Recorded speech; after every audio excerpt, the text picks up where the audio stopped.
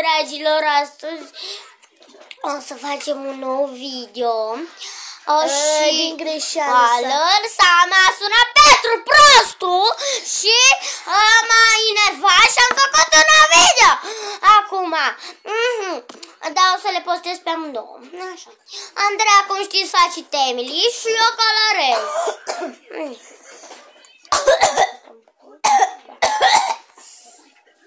M-a sunat că vrâde de mine.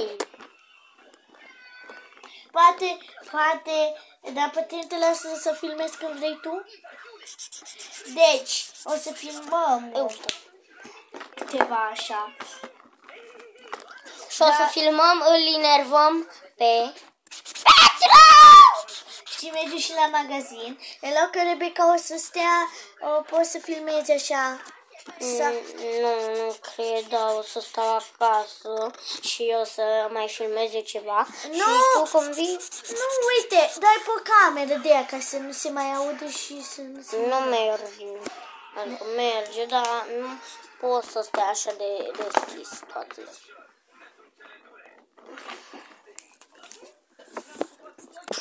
Eu aș vrea să filmez la magazin.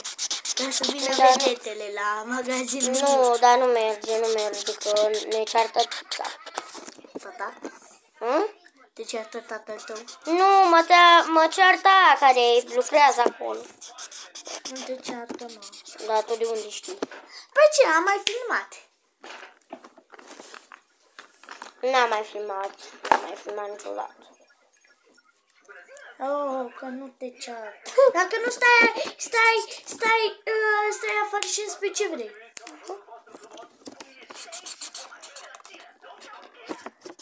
Iau și o pungă de chipsuri. Las că știu eu asta. Așa. Deci acum o să mai pun aici niște nuanțe.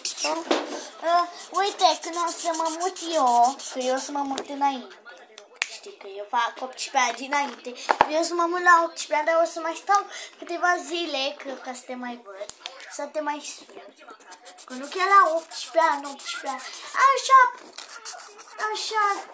mai stau o leacă. Și face totul să păstrăm legătura, nu? Da. Stai, tu o să ai 16 atunci când eu am 18 ani. Și ține legătura.